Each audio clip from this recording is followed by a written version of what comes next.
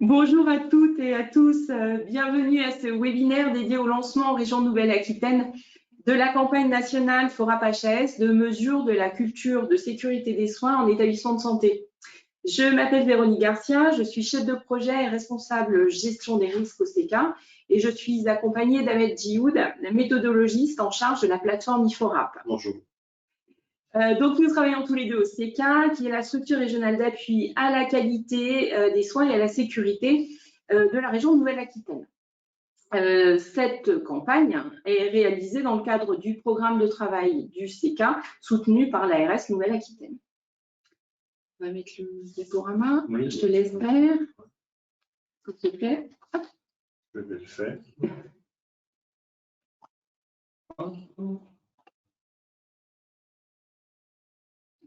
Si vous partagez. Je partage. Normalement, on y est. Voilà, c'est bon.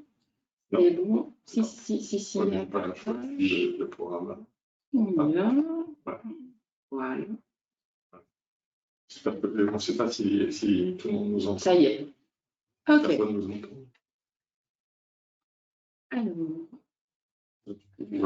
Non. Hop, c'est juste que je passe. Hop là. Voilà. Super, merci. Alors, quelques petites précautions d'usage avant de débuter donc, ce webinaire. Non, on va y arriver. Quelques petits soucis techniques. Alors, ce webinaire, effectivement, est enregistré. Donc, vous pourrez accéder au replay de cette présentation ainsi qu'au support de cette présentation. Dès la fin de cet après-midi, ça sera mis en ligne sur notre site internet donc, du SECA. D'autre part, nous vous invitons à utiliser l'onglet questions pour nous adresser vos questions donc, qui pourraient surgir au cours de cette présentation. Donc, onglet questions et nous répondrons à toutes vos questions à la fin de cette présentation. Ça sera plus simple, sachant que probablement on répondra à un certain nombre de vos questions au cours justement de cette présentation. Merci. Alors, au niveau du sommet de cette présentation, la plus grande partie sera consacrée au déploiement de l'enquête au sein de vos établissements, mais évidemment, tout d'abord, un petit rappel du contexte, mais qui a déjà été largement évoqué au cours du webinaire national du 21 mars dernier. Encore une fois, le gros de cette présentation va concerner le déploiement, les modalités pratico-pratiques du déploiement de cette enquête dans vos établissements.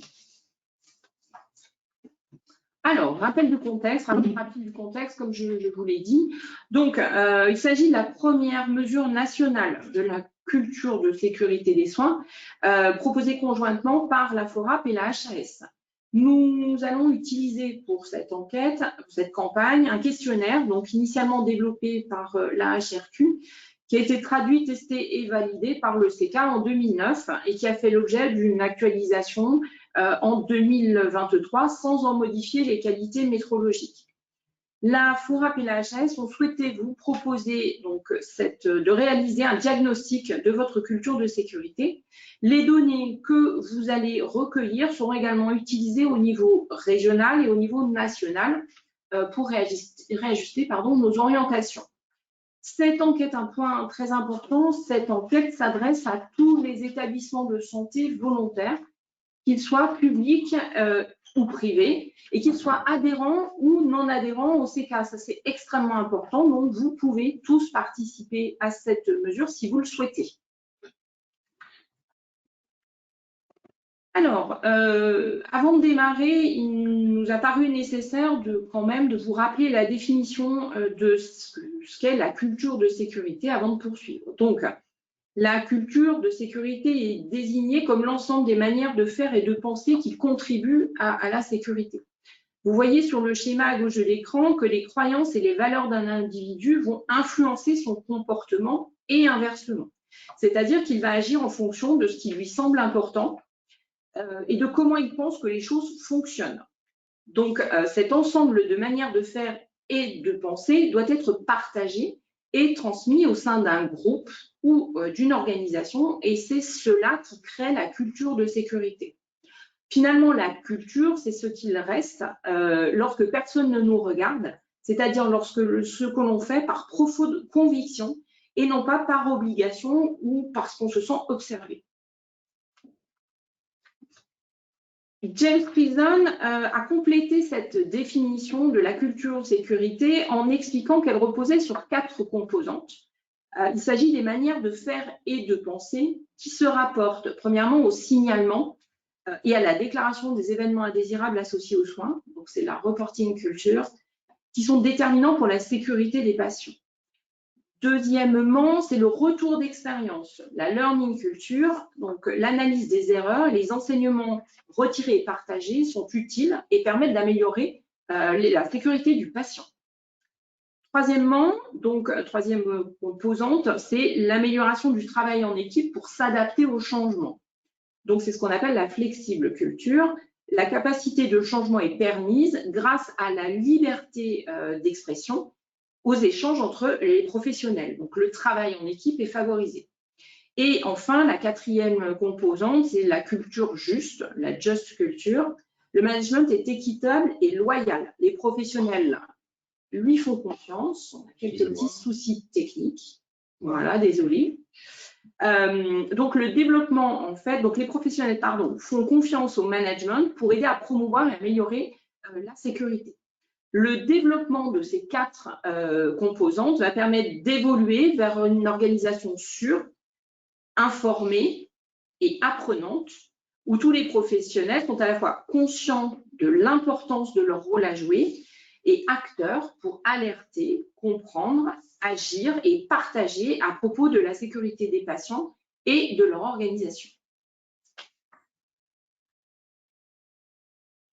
Alors, cette culture de sécurité des soins impacte directement la sécurité des patients et elle est également un préalable indispensable à l'implémentation réussie des outils d'amélioration de la qualité et de la sécurité des soins. On a vu des outils scientifiquement validés être mal intégrés à cause d'un défaut de culture de sécurité et qui ont entraîné ainsi des situations dangereuses pour les patients. Le meilleur exemple que l'on puisse citer ici, c'est la checklist sécurité du patient au bloc opératoire. La culture de sécurité donne du sens aux outils et aux méthodes de gestion des risques déjà existants. Donc, elle représente une véritable opportunité pour les professionnels, au travers du partage des valeurs, d'améliorer la sécurité des patients. Enfin, la mesure de la culture de sécurité est un outil de diagnostic et de pilotage pour le management. Sur cette diapo, on a souhaité vous rappeler, voilà, en quelques lignes très succinctes, les résultats de la première campagne interrégionale de 2015 qui a été menée à l'époque en Aquitaine, où il y avait 33 établissements participants, avec un recueil totalement dématérialisé à l'époque pour 67% des établissements. 9% des établissements avaient choisi le recueil sous format papier et 24% avaient opté pour ces 2 possibilités afin de collecter un maximum de résultats. 2700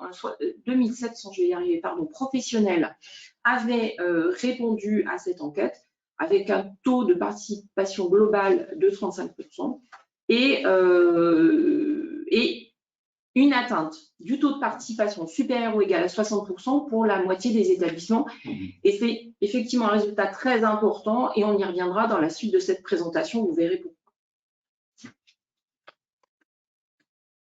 Alors passons, effectivement, je vous avais dit un bref rappel du contexte, passons à ce qui vous intéresse le plus, je pense, aujourd'hui, à savoir les modalités pratiques de déploiement de cette enquête au sein de vos établissements. Alors, la première chose extrêmement importante, et vous voyez, on a mis en gros caractère le mot indispensable. En fait, cette campagne que nous vous proposons nécessite en premier lieu la mise en place d'un pilotage au sein de vos établissements. Ce comité de pilotage va rassembler à la fois, bien entendu, des membres de la gouvernance, mais également des professionnels issus des groupes ou des collectifs de travail qui vont être engagés dans la campagne, et bien entendu de membres de l'équipe qualité. On est bien d'accord. Il est préconisé au sein de ce comité de pilotage de désigner un pilote qui sera chargé d'impulser et de soutenir la démarche auprès de l'ensemble des professionnels. il va en quelque sorte incarner cette campagne et la promouvoir. Le deuxième personnage incontournable va être le référent, qui lui va être chargé du déroulement opérationnel de la campagne sur le terrain et qui va s'assurer que les professionnels participent de manière optimale à la campagne. Il va notamment gérer la plateforme de saisie qui sera mise à votre disposition. On va y revenir un petit peu plus loin dans cette présentation. Il vous est donc préconisé que ces différents acteurs de la campagne se coordonnent et fassent régulièrement des points tout au long du projet au travers des réunions de comités de pilotage. Un point extrêmement important également, et là aussi Ahmed reviendra tout à l'heure, c'est que le compte utilisateur de la plateforme IFORA qui va vous être nécessaire pour la saisie de vos données va être attribué au référent de cette enquête.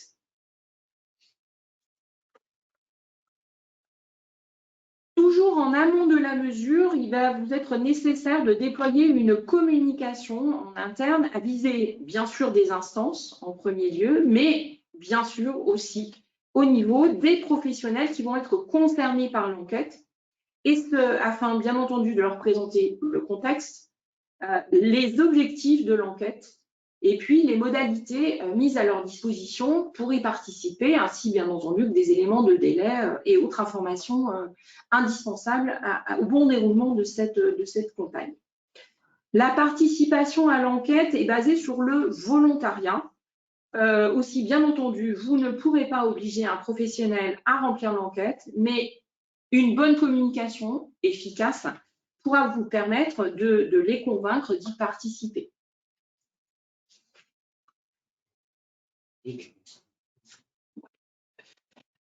Alors, une communication indispensable, je viens effectivement de vous les dire, et d'autant plus, c'est là qu'on revient à cette notion de participation d'au moins 60% des professionnels.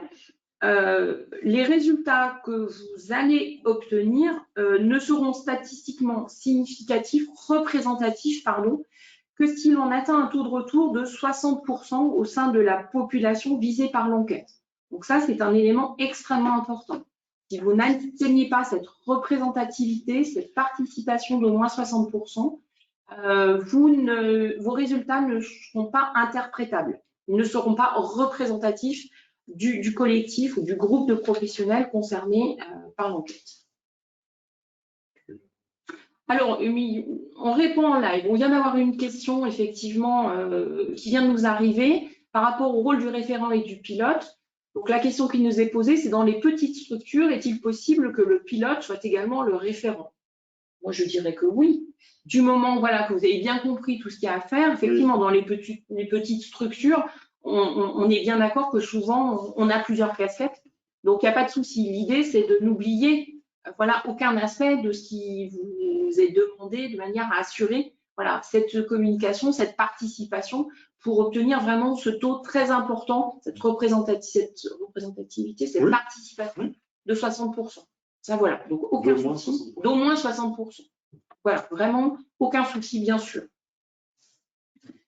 Donc voilà, un point, encore une fois, on se permet d'insister sur ce point-là parce que les précédentes enquêtes ont montré qu'il était parfois compliqué d'atteindre au moins ces 60%. Et donc là, la communication va être extrêmement importante. C'est pour ça qu'on aura un petit peu de temps là-dessus. C'est vraiment une des clés, cette communication, pour essayer de contourner ces difficultés liées à l'obtention de ce taux d'au moins 60%. Un point sur lequel je n'ai peut-être pas, avant de passer la parole à Ahmed, un point sur lequel je n'ai peut-être pas insisté, ou en tout cas, il me semble que j'en ai pas parlé. La participation à cette campagne n'est pas obligatoire. On a eu parfois la question, savoir comme c'est une campagne HAS FORAP, ça n'est pas parce que effectivement cette enquête est soutenue et promue par ces deux grandes instances, ça n'est pas pour autant que cette participation de vos établissements à l'enquête est obligatoire. C'est sur la base du volontariat. Voilà, donc c'est extrêmement important. Et donc, on va revenir maintenant. Je vais passer la parole à Ahmed qui va détailler effectivement les modalités pratiques de participation à l'enquête. Alors, tu me disais qu'il y a une autre question? Oui, on peut peut-être y répondre tout de suite. On nous demande si le taux de participation est bloquant pour l'analyse, c'est-à-dire pour obtenir le rapport de résultat. Alors, pas du tout, il est simplement bloquant pour l'interprétation des résultats. Voilà. Je pense qu'il y avait la réponse dans la question. L'interprétation des résultats, ces résultats ne seront pas, dans le cas d'un taux de participation inférieur à 60%, ces résultats ne seront pas représentatifs de l'entité pour laquelle la mesure a été effectuée. Par exemple, si c'est un petit établissement, l'établissement, ou si c'est un collectif de travail, pour ce collectif. Voilà. Attendez, regardez. Alors, vos questions arrivent en direct. On essaye d'y répondre au fur et à mesure avant de continuer à avancer. Alors, lorsqu'on fait déjà des enquêtes avec l'outil IFORAP, en faisant cette enquête, on aura toujours notre comparatif avec nos autres enquêtes. C'est une. Bon, je ne saisis pas bien la question. J'ai envie de dire oui. Bon, je suis chargé, moi, de la plateforme IFORAP, donc bon, c'est dommage que je ne puisse pas répondre à cette question. En tout cas, ce qui est sûr, c'est que de comparaison de résultats, ce qui est possible, tout simplement, c'est de mettre en vis-à-vis, en fait, les rapports. Mais par ailleurs, vous n'allez pas trouver directement des comparaisons dans ces rapports. On ne va pas vous mettre dans un tableau les résultats de l'année 2023 avec les résultats de l'année 2026, par exemple, si vous faites une mesure dans 12 ans. Voilà. C'est toujours, en fait, à vous, finalement, de mettre en vis-à-vis ces rapports. On ne le fait pas automatiquement. Ça n'a jamais été fait en tout cas sur culture de sécurité. C'est fait sur d'autres enquêtes, effectivement. Les campagnes, on les appelle ainsi, successifs peuvent être comparés jusqu'à 3, mais pas pour l'outil culture de sécurité, ça n'a jamais été le cas. Alors, pour présenter en fait cet outil, en l'occurrence, ce qu'on peut dire, beaucoup de personnes le connaissent déjà, mais pour ceux qui ne connaissent pas, c'est un questionnaire complètement anonyme, individuel bien sûr, il s'agit d'interroger chaque professionnel, que chaque professionnel peut renseigner en environ 20 minutes, et qui est composé de 43 items, puisque ça a été repris en 2023, donc le nombre d'items a été diminué. Il y en a 3 qui sont sortis, puisqu'ils ne participaient pas du tout au calcul des scores. Donc 40 items pour ce calcul des scores, plus 3 items de résultats. Alors, il est disponible au format dématérialisé sur la plateforme. On y accède en cliquant sur une URL ou alors en utilisant un QR code via son téléphone. Vous aurez les deux, bien sûr, à disposition. Ou alors, tout simplement, au format papier. Vous pouvez remplir un questionnaire papier et le remettre au référent. Voilà. Au référent pilote, s'il s'agit de la même personne. Il sera ensuite chargé de la saisie. Oui, voilà, exactement. Il faut aller au bout des choses, comme précise Véronique. Les questionnaires papier sont collectés par le référent qui ensuite ira sur la plateforme faire la saisie de ces données. Alors, bien sûr, à charge du référent d'organiser quelque chose de complètement anonyme dans l'établissement. Bien sûr, il ne faut pas marquer les questionnaires, etc. Bon. Alors, juste pour information, comment je ne vais pas montrer le questionnaire ici, mais en tout cas, ce sont une liste d'items, 43 items, on a vu, et la plupart du temps, alors il y a au moins 2 façons d'y répondre. Le professionnel doit cocher une réponse parmi celles qui sont proposées. Alors, par exemple, cette question 1, là, les professionnels se soutiennent mutuellement dans notre collectif de travail. Il faut donner son accord ou son désaccord selon une échelle de l'ICAS, là, pas du tout d'accord jusqu'à tout à fait d'accord. Voilà. Et on peut, si on le souhaite, cliquer sur la position centrale, neutre, qui est une position où la personne n'est ni d'accord ni pas d'accord. Voilà. On a une autre échelle possible de l'ICAS encore, comme par exemple cette question-là, nous recevons un retour d'information sur les actions mises en place suite au signalement d'un événement indésirable. On peut donner son accord, en quelque sorte, à cette question. et se dire, et répondre entre jamais et toujours. Jamais, rarement, de temps en temps, la plupart du temps, toujours. Voilà. Le professionnel se positionne par rapport à la question qui lui est posée. Voilà. Voilà, c'est pour information, ça ne va pas plus loin que ça, c'est pas plus compliqué que ça. Hein.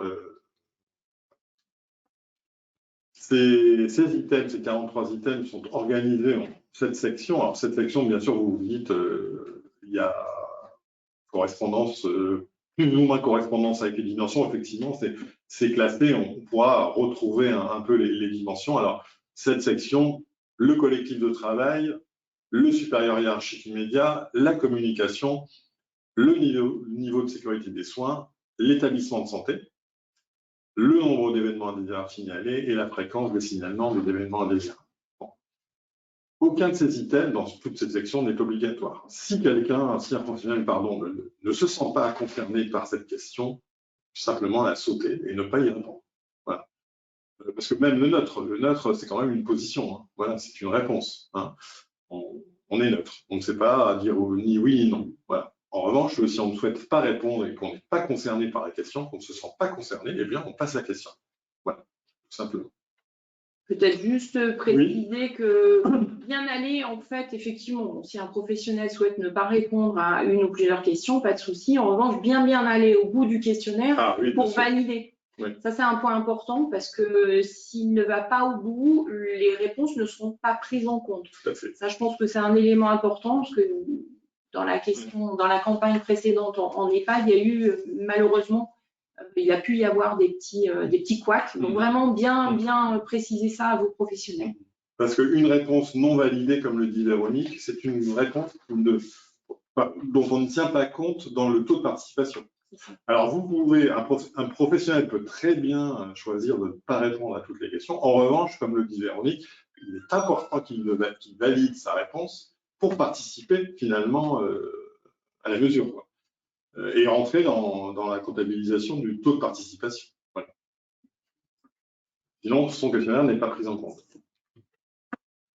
L'outil de mesure. Alors, un accès à la plateforme IFORA, comme on disait tout à l'heure, va être ouvert au référent. Et ça lui permettra de créer les différentes mesures. Pourquoi les différentes mesures? Parce que le périmètre, finalement, il va être fluctuant. Il y a des petits établissements qui feront une mesure pour tout l'établissement et d'autres établissements pour lesquels il s'agira de faire des mesures dans certains collectifs de travail de l'établissement. Donc, il y aura plusieurs mesures. Et donc, il y aura un rapport de résultats pour chacune de ces mesures, voilà, sur cette plateforme, de façon automatique. Il y a un guide de toute façon d'utilisation de cette plateforme qui va vous être remis et qui, a priori, vous donne tous les éléments pour que vous naviguiez et que vous réalisiez complètement et sans problème toutes ces mesures, toutes ces actions. Voilà. Et ces codes d'accès, alors les codes d'accès pour le référent, en l'occurrence, vous seront adressés qu'après le 15 avril, enfin à partir du 15 avril. Voilà. Pardon, à partir du 15 avril. C'est au plus tard. À partir du 15 avril, c'est-à-dire que le temps pour nous de mettre les choses en place sur la plateforme, évidemment. Voilà. Après votre inscription et au plus tôt le 15 avril. C'est ça. Voilà. Les questions vont être sur la partie qui arrive. Le périmètre de la mesure. Voilà. Oui, alors j'ai déjà un peu abordé la chose, mais bon, comme c'est écrit là, bon, excusez-nous, je vais lire un peu, mais je vais essayer de faire ça de façon tranquille pour que chacun prenne le temps d'assimiler, de comprendre un peu les choses. Le niveau en fait de la culture de sécurité, c'est pas quelque chose d'homogène au sein d'un établissement. Voilà. Selon les activités pratiquées, selon le niveau effectivement d'exposition au risque, voilà. Donc plusieurs modèles de culture de sécurité peuvent tout simplement coexister dans un établissement. Ce qu'on sait, c'est que finalement, ce niveau cette culture peut être plutôt stable, plutôt homogène au niveau de petits groupes de travail. Enfin, ça, c'est quelque chose quand même qu'on peut avancer. Donc, de ce fait, la mesure globale au niveau d'un établissement, surtout s'il est de grande taille, n'a pas trop de sens. ce qui a du sens, c'est finalement de faire des mesures au niveau de petits collectifs de travail, enfin deux collectifs de travail que vous identifierez, qu'on peut identifier dans un établissement. Quand je dis qu'on peut identifier, c'est effectivement, si vous ne pouvez pas identifier, c'est qu'il n'existe pas en fait. Donc, il ne faut pas se lancer dans quelque chose voilà, d'approximatif. Ces collectifs de travail doivent être clairement identifiés. Et donc, rendre des résultats selon ces collectifs, ça a beaucoup plus de sens, vous aurez sans doute compris, que de le rendre sur quelque chose d'un établissement un peu d'une taille importante. Voilà. En revanche, si l'établissement est plus petit et qu'il y a une seule activité, là, on peut tout à fait s'avancer et dire qu'on fait une mesure sur l'établissement. Voilà. Petit établissement. Des questions là, sur Alors, non, c'est sur la suite. Alors, vous allez me demander, sans doute, vous demandez, enfin, tout le monde te le demande d'ailleurs, qu'est-ce que c'est qu'un collectif de travail? Alors, c'est tiré bien sûr d'une étude qu'on a trouvée dans Psychologie du travail et des organisations. C'est Sandrine Caroli qui au départ, à la source de cette notion. Donc, bon, là, on n'a pas mis toute la définition, mais le partage, bon, voilà. Ça va, Je ne sais pas pourquoi. Excusez-nous. Voilà. Le partage de règles, de métiers et de critères sur la qualité du travail. Alors, c'est bizarre cette définition. Il se construit par la connaissance des compétences. Là, bon, en fait, bon, on va passer la définition parce qu'il n'y a pas ce qu'il faut là. Donc, en établissement de santé, en tout cas, un collectif de travail potentiellement concerné par cette mesure, peut se définir comme un groupe de professionnels, bien sûr, qui appartient au même établissement, ça c'est important, qui a en commun la prise en charge des patients d'une spécialité ou d'un parcours défini, ça aussi c'est très important, qui dispose a priori de règles de fonctionnement définies, mises en œuvre et reconnues au sein de l'établissement d'appartenance, et dont les membres ont nécessairement besoin de communiquer, de coopérer, bien entendu, de s'alerter pour assurer le fonctionnement en faveur de la prise en charge du patient. Voilà un peu comment on peut approcher cette définition du collectif de travail. Ça, c'est vrai que c'est une adaptation de 2023 de l'enquête. C'était pas auparavant dans les précédentes enquêtes, on parlait souvent d'unité de travail, mais donc on était un peu sur le même ordre d'idées, mais ça paraissait très flou pour les établissements. Ouais. Alors, pour dire plus justement la chose, historiquement, c'était ça. C'est-à-dire que historiquement, Culture de sécurité, à son début, on demandait aux personnes de faire une mesure au niveau du groupe de travail, du collectif de travail. Peu à peu, finalement, les utilisations ont complètement, je dirais, dérivé, quoi. Et au fur et à mesure, les personnes faisaient des mesures sur l'établissement, des choses très globales. Donc, on a voulu, pour cette campagne, reprendre les choses correctement. Et donc, bien souligner qu'il s'agit de faire des mesures sur des collectifs de travail et non pas sur des entités complètement sans identification, voilà, sans nom, quoi. Voilà. Puisque l'établissement, globalement, encore une fois, ça n'est pas un groupe de travail bien identifié, bien défini. C'est beaucoup de choses. Alors, ces collectifs, bien sûr, peuvent correspondre, peuvent être superposables, parfois, à quelque chose qui ressemblerait au découpage administratif, une unité fonctionnelle, un service, un pôle. Bon, un pôle, le pôle, déjà, ça me semble pas possible parce que c'est un peu gros. C'est le regroupement de plusieurs équipes. Bon, soit une logique de fonctionnement commune. Bon, là, le bloc opératoire, là, très bien. Là, c'est typiquement, ça peut être typiquement le travail, ou les activités d'endoscopie, sismothérapie, etc. Bon, effectivement, ça peut être superposable à ça. Donc là, on a effectivement une question de quelqu'un qui a du mal à saisir la différence par rapport à la notion d'équipe. Oui. Non, mais moi je pense qu'effectivement, c'est une équipe un peu au sens large, si vous voulez, parce que souvent, quand on parle équipe, on parle d'unité de soins. Or, vous pouvez peut-être dans ce collectif adjoindre, par exemple, la secrétaire médicale, qui souvent ne fait pas forcément partie de l'équipe stricto sensu autour de la prise en charge du patient, mais n'empêche qu'elle est en lien direct avec l'équipe. Et on évoquait tout à l'heure la nécessité d'échanger, de communiquer, de s'alerter, etc. Et typiquement, ça pourrait être une professionnelle qui puisse être rajoutée à cette équipe. Donc, je pense que la notion, par exemple, de parcours, c'est intéressant pour définir votre collectif. C'est un exemple. Après, ça peut être tout à fait une unité fonctionnelle si vous estimez que ça paraît un collectif homogène. L'idée, c'est d'avoir un ensemble homogène de professionnels qui vont avoir des valeurs communes. Comme le disait Ahmed tout à l'heure, au niveau d'un établissement, pour peu qu'effectivement on soit sur un établissement de taille importante, il va y avoir des groupes avec des valeurs ou des croyances hétérogènes au sein d'une même entité. Donc, d'où essayer de trouver ces collectifs qui vont avoir des modalités de fonctionnement communes et des valeurs communes pour essayer de déterminer le niveau de culture au niveau de ce collectif-là. Je ne sais pas si j'ai été claire, si tu veux rajouter des choses. Non, je dirais simplement que bon, c'est une très bonne question parce que effectivement, la personne qui a fondé ça, le collectif de travail, dans son article, il y a effectivement un passage où elle donne la différence entre collectif de travail et équipe. Donc, bien sûr, de mémoire, je ne peux pas vous la citer, mais je vous la passerai si vous le souhaitez. Hein.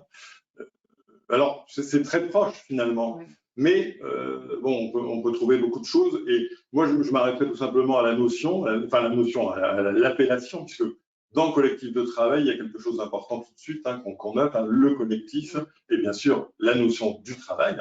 Tandis que l'équipe, il faudrait y ajouter des qualificatifs. L'équipe, c'est quelque chose quand même. Bon, c'est l'équipe, est-ce qu'elle est toujours là, toujours présente? Bon, on pourrait gloser longuement sur ça. Hein. En tout cas, collectif de travail, ça me semblait bien plus précis, en tout cas, pour le coup. Hein. Avant, il y avait groupe de travail. Enfin, un groupe de travail où je ne sais plus ce qu'avait retenu à l'époque, justement, Jean-Luc Quenon, puisque c'est lui qui au départ. Unité de travail. Ou unité de travail. Bon, collectif, ça me semble ajouter une dimension vraiment importante justement du collectif. Hein. Et ça ne dit pas forcément, ça ne dit pas automatiquement équipe. Hein. Bon. Voilà. Alors, des questions en lien avec tout ça. Donc, est-ce qu'on peut avoir deux périmètres différents, correspondant chacun à un collectif différent, pour avoir des résultats globaux et des résultats séparés par collectif? Voilà. Donc, je pense que des collectifs différents, on vous invite, effectivement, on va vous inviter à réfléchir, on va vous donner des petits trucs, astuces, en tout cas des outils, pour essayer d'identifier vos collectifs. Donc, faire l'enquête au niveau de plusieurs collectifs, oui, vous le pouvez. Obtenir des résultats par collectif, oui, tout à fait. Obtenir des résultats ensuite que vous allez colliger en un résultat global, non.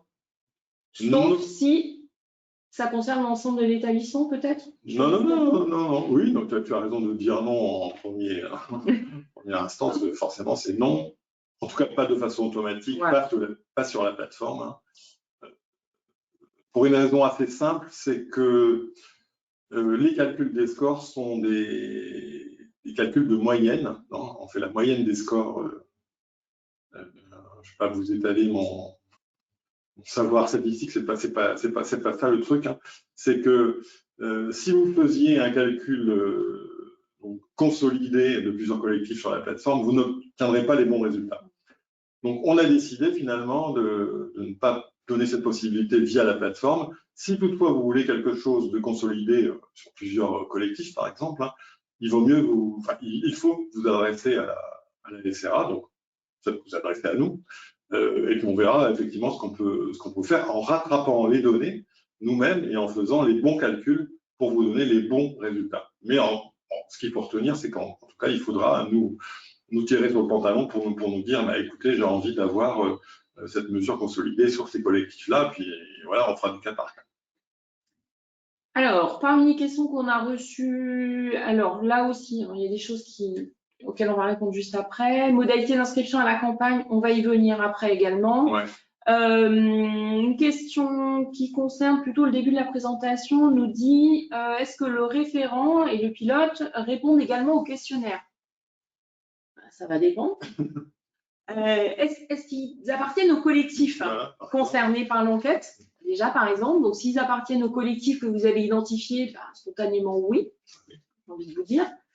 Sinon, non, ils vont accompagner. Hein. Je pense qu'on est d'accord. Voilà. Alors, ça répond à ce que tu viens d'expliquer. Afin d'avoir des résultats globaux, est-il possible de récupérer une base de données des résultats pour analyse par nous-mêmes? Alors non.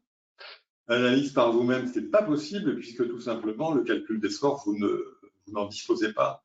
On ne peut pas vous donner quelque chose qui vous permette tout simplement de faire tous ces calculs chez vous. Voilà, bon, c'est un outil, le questionnaire est bien sûr libre d'accès, on peut l'utiliser, mais en tout cas, la partie calcul, analyse des résultats et rapport est de notre côté. Voilà. Donc, vous pouvez récupérer la base, bien entendu, puisque ces données vous appartiennent. Et en faire finalement ce que vous avez envie d'en faire, mais vous ne pourrez pas calculer les scores. Voilà. Autre question, si on décide de créer 2 collectifs de travail, le taux de représentativité d'au moins 60% doit-il être atteint sur chaque collectif? Tout à fait, oui. Vous avez tout compris. Puisque les résultats sont rendus pour le collectif. Donc, nous, encore une fois. Je sais pas, ouais, il y a vraiment un vrai problème technique avec ce. Je ne sais pas pourquoi ça sautait chaque fois. Voilà. Je disais quoi? Je disais oui, les résultats sont rendus par collectif, donc eh bien, le taux de participation concerne aussi chaque collectif. Ouais. Autre question, aura-t-on accès à la plateforme après l'enquête nationale? Alors oui, très bonne question, merci de la poser. Tous les adhérents du CK ont de façon automatique accès à la plateforme. C'est vrai qu'on a été absent pendant un certain temps. Enfin, je veux dire, en tout cas, cette plateforme n'était pas disponible pour nos adhérents, enfin, pas complètement en tout cas. On continuait de mettre à disposition les outils IFORAP, mais via un autre circuit. Là, après cette campagne, on reprendra une activité, j'espère, normale en déposant les outils, tous les autres outils que nous avons développés. Et effectivement, vous aurez, en tant qu'adhérent, accès gratuitement à cette plateforme. Pour les autres, les non-adhérents, je veux dire, eh bien, ce sont des demandes à faire, à adresser au CK, qui sont bien sûr étudiées et auxquelles on pourra répondre. Voilà. Peut-être un point sur cette diapo avant de passer à la suivante. Comme vous le voyez noté, l'analyse des résultats sera plus fine et la restitution plus facile à l'échelle d'un collectif de travail qu'à l'échelle de l'établissement. Il nous faut insister sur un point très important, c'est que vous n'allez pas faire la mesure pour faire la mesure. Ça n'est pas du tout une finalité en soi que d'avoir des taux, voilà, qui en eux-mêmes ne voudront pas dire grand-chose. L'idée de faire cette mesure, c'est d'accompagner après ces collectifs sur l'amélioration, l'acculturation à la culture sécurité. Donc vraiment l'idée, c'est vous utilisez cette mesure pour obtenir un diagnostic et vous allez ensuite restituer à vos collectifs, on va y venir dans la suite de cette présentation, mais restituer les résultats au sein du ou des collectifs qui ont été engagés dans cette campagne et ensuite travailler avec eux à la mise en place d'actions d'amélioration. Donc vraiment, encore une fois, on insiste beaucoup sur ce point, mais l'identification des collectifs que vous allez engager est primordiale pour après mettre en place des actions avec ces collectifs. Alors, une autre question? Encore une très bonne question. Ouais.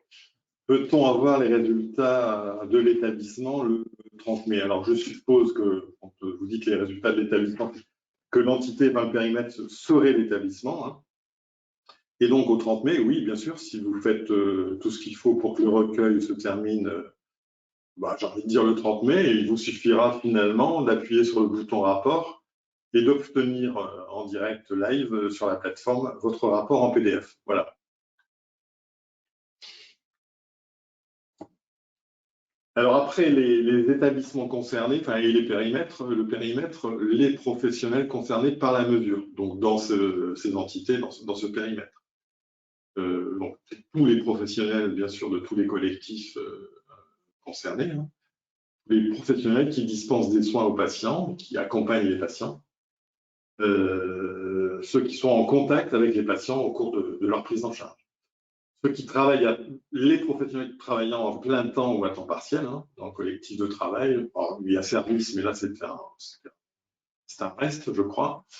Intervenant au moins une fois par semaine dans le collectif, ça c'est important aussi, et présent dans le service au moins depuis 1 mois. Voilà. Chaque professionnel sondé complète de manière autonome et sans assistance de nom. Voilà. Ouais, bon. C'est ce qu'on a déjà dit depuis tout à l'heure. Voilà. Alors, sont exclus du coup ceux qui n'interviennent que occasionnellement, hein, non régulièrement dans le service, hein, moins d'1 fois par semaine. Donc, du coup, ceux qui sont présents dans le service depuis moins d'1 mois et les professionnels absents, ça va de soi, au cours de la période de mesure. Hein. Alors, on avait une question peut-être sur, sur justement les professionnels. Une question qui est intervenue au début. Pouvons-nous inclure dans les professionnels de santé les intervenants libéraux? Et dans la suite, c'était ou bien devons-nous limiter aux salariés? Si ces intervenants libéraux appartiennent au collectif de travail, déjà c'est un point positif. Et ensuite, s'ils satisfont à ces critères là, que je viens d'énoncer, là, des professionnels concernés par la mesure, oui, il faut les inclure, tout à fait. Ce sont des personnes qui, à part entière, appartiennent au collectif de travail. Alors, des exemples, médecins du service, cadre de santé, etc. Finalement, on en a sans doute oublié. Là, mais... Ah oui, c'est pas du tout exhaustif. C'était effectivement pour vous donner des exemples. On est bien d'accord, vous l'avez compris, qu'on est sur les professionnels vraiment qui gravitent autour du patient. Donc, une secrétaire de direction qui ne voit jamais de patient, elle ne sera pas concernée par la mesure. À l'inverse, vous voyez sur cette diapositive, les secrétaires médicales, elles qui vont voir le patient, lui donner des informations, etc., le côtoyer, elles seront concernées par la mesure. Donc voilà.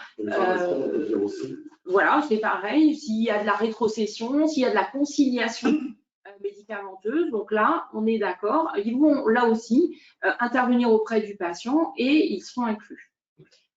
Alors, il y a une question. Intégrez-vous un patient partenaire?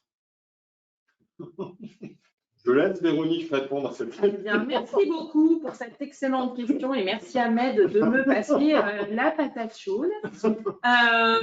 Moi, j'aurais tendance à dire non. On a bien dit qu'on était sur les professionnels en charge du patient. Donc, il ne me semble pas qu'un patient partenaire entre dans la prise en charge du patient. Donc, moi, je dirais que non.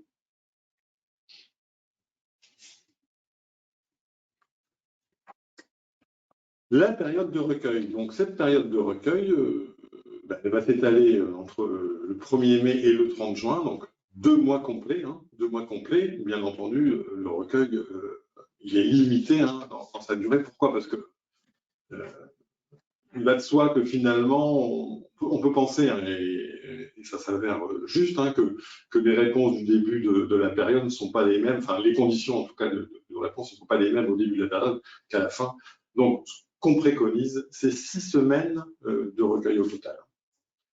Si vous dépassez les 6 semaines, alors là, on peut dire que ça s'étale trop. Bon. Il serait temps, c'est-à-dire que le taux de participation, finalement, au bout déjà de 6 semaines, il va grandement diminuer. Et on peut penser que finalement, ce qu'on récupère, entre guillemets, sur la fin de la période, c'est plus grand-chose. Donc, ça ne va pas faire beaucoup changer, finalement, le résultat. Donc, 6 semaines préconisées au total entre le 1er mai et le 30 juin 2023. Ça veut dire que l'accès à la CEDI sera complètement désactivé dès la fin de la période, dès le 30 juin, à minuit. Voilà. Donc attention, si vous êtes en questionnaire papier, veillez bien à finaliser la saisie de vos questionnaires au plus tard le 30 juin. C'était un point vraiment important sur lequel on insiste plus. C'est important de souligner le questionnaire papier parce qu'on a tendance à l'oublier et à penser que finalement c'est une chose qui est complètement obsolète. Ça l'est pas du tout. Je pense qu'il y a des endroits où puis des personnes qui préfèrent fonctionner comme ça et donc il ne faut pas systématiquement proposer que l'URL, que le lien ou le QR code. Hein. Je pense que le questionnaire papier a son rôle à jouer également. Alors, on a plein de questions. Alors, la première, est-ce que vous mettez à disposition une affiche pour communiquer avec éventuellement un QR code pour la version dématérialisée? Alors, effectivement, dans les documents qu'on va vous mettre à disposition, là, vous allez trop vite par rapport à ce qu'on peut vous dire. Donc, effectivement, on va vous proposer des affiches. Donc, vous êtes tout à fait libre. Elles sont en format PowerPoint. Donc, vous serez tout à fait libre, si vous le souhaitez, d'intégrer le QR code sur l'affiche. Voilà, ça, c'est possible. On va vous fournir ce type de document. Et le QR code, bah, je pense qu'on peut transformer un lien en QR code. Non, mais ça, je sais, mais voilà. Comment on leur transmet? Comment on leur transmet? C'est une bonne question. Ouais. On vous mettra. On peut l'envoyer. Non, pardon, je dis des bêtises, excusez-moi. Avec enfin, excusez-moi, je pose une question. Le QR code de quoi? Le QR code de la mesure? C'est pour pouvoir, oui. Le QR code de la... Bon, on en parle après si vous voulez. Si je réponds à la question, j'en parle après. Non, mais tu t'en parles après? Ouais, bah donc on en reviendra après. Non. Si? Oui. On a quelques soucis avec notre PowerPoint aujourd'hui. Autre question. Cela veut-il dire, ah oui, puisqu'on a dit qu'effectivement la période de saisie terminait donc le 30 juin au soir, à minuit. Donc cela veut-il dire qu'on ne pourra pas refaire une évaluation d'un autre collectif dans quelques mois par exemple? Alors là, on reboucle sur ce qu'on a dit au début. C'est-à-dire que voilà, vous pourrez nous contacter et si vous êtes adhérent CK, vous pourrez le faire automatiquement. Si vous ne l'êtes pas, vous faites une demande, on verra comment on peut voir pour répondre à satisfaire à votre demande. En revanche, le point important, là je vous ai dit, on s'inscrit dans le cadre d'une campagne nationale HAS FLORAP et l'idée c'est d'avoir que toutes les données qui vont être collectées sur cette période entre le 1er mai et le 30 juin vont être colligées au niveau national pour obtenir des résultats nationaux et même ces résultats nationaux possiblement vont s'intégrer dans le cadre d'une campagne européenne. Donc l'idée, voilà, c'est d'obtenir qu'un maximum d'établissements participent à la hauteur du nombre de collectifs qu'ils souhaitent. Donc voilà, l'idée c'est quand même d'essayer de s'inscrire le plus possible dans cette campagne. Donc bien entendu que vous pourrez, si vous le souhaitez, encore une fois, selon les modalités qu'on vous a exposées, reconduire l'enquête, ça il n'y a pas de souci. Mais voilà, on reboucle encore une fois sur ce qu'on s'est dit juste avant. Est-ce qu'on a un regard sur le taux de réponse en cours d'enquête? Oui, enfin, on peut avoir un regard, le référent peut obtenir effectivement le taux de participation en cours d'enquête. Il suffira pour chaque mesure qui est engagée d'aller faire un petit calcul. Voilà. Parce qu'en fait, ce qu'il aura à disposition tout de suite, c'est pas du tout le taux déjà calculé, mais le nombre de répondants. Voilà. Donc, il suffira de faire une division. C'est ça, parce que bien entendu, il sera nécessaire d'avoir la connaissance du dénominateur pour avoir ce taux, c'est-à-dire du nombre de personnes incluses dans ce collectif. Voilà. Ça sera extrêmement important, parce que sinon, vous ne pourrez pas avoir de taux. Hein. C'est quand même un détail non négligeable à avoir en tête. Voilà. Autre question, une personne intervenant dans plusieurs collectifs de travail doit-elle remplir 2 questionnaires? Oui. Ah ouais. Si un professionnel fait partie de 2 collectifs, il répond 2 fois. Tout à fait. Et oui, parce que le niveau de culture de sécurité peut être différent. C'est ce qu'on vous dit depuis le début. Hein. Pourquoi on insiste sur cette notion de collectif de travail? Parce qu'encore une fois, au sein d'un même établissement, il peut y avoir une hétérogénéité de ce niveau de culture. Et c'est pour ça vraiment qu'on vous incite à aller sur pas de niveau de détail, mais en tout cas, d'aller sur ces collectifs-là de manière à évaluer dans chaque collectif où ils se situent. Est-ce qu'il y a un nombre maximum de collectifs de travail recommandés? Par exemple, si on en crée 3, est-ce que cela fait trop? Alors là, ça va être à vous d'évaluer ça. Comme on vous dit depuis tout à l'heure, et on va rentrer dans le détail après le rapport de résultat, qu'est-ce qu'on fait? L'idée, encore une fois, ça va être d'accompagner ces collectifs. Une fois que vous aurez fait la mesure, il va falloir réfléchir au sein du comité de pilotage à comment on interprète ces résultats. Il va falloir réfléchir, du coup, comment on restitue les résultats au collectif. Et du coup, comment on va les accompagner dans cette amélioration du niveau de culture de sécurité. Donc, il va falloir vraiment, en amont de la mesure, avec le comité de pilotage, c'est pour ça qu'on insistait beaucoup en début de cette présentation sur la mise en place de ce COPIL, il va falloir réfléchir au niveau du COPIL, comment vous allez être en capacité, quelle va être votre capacité à accompagner les collectifs, et du coup, peut-être que là, au cours de cette mesure, vous déciderez de faire la mesure que sur un seul collectif pour pouvoir correctement l'accompagner après, et peut-être que vous en ferez un deuxième l'année prochaine. Enfin là, vraiment, je dis n'importe quoi, mais ça va être vraiment à vous de vous dire qu'est-ce qu'on est en capacité de faire aujourd'hui pour aller jusqu'au bout de la démarche. Donc, peut-être que 3, c'est très bien chez vous, vous serez en capacité de le faire. Peut-être que d'autres diront, bah, on a une équipe, on a les moyens et on va aller jusqu'à 5. Peut-être que certains établissements feront le choix de dire, bah, cette année, on met le paquet sur un seul. Voilà, parce qu'il y a des problématiques particulières, parce qu'eux se sont engagés dans la démarche et souhaitent évaluer leur niveau de culture de sécurité. Ça va être une décision propre à chaque établissement. Soyez dans le choix des collectifs, dans l'identification du collectif, soyez un peu, il faut faire preuve d'analyse, c'est-à-dire que dans l'établissement, certains collectifs déjà, sans doute, sont disposés à faire cette mesure, et pas pour des raisons bien évidentes, sans doute. Bon, c'est à vous, en tant que personne de l'établissement, de faire cette identification d'une façon un peu stratégique, j'ai envie de dire, même si le mot n'est pas complètement... voilà.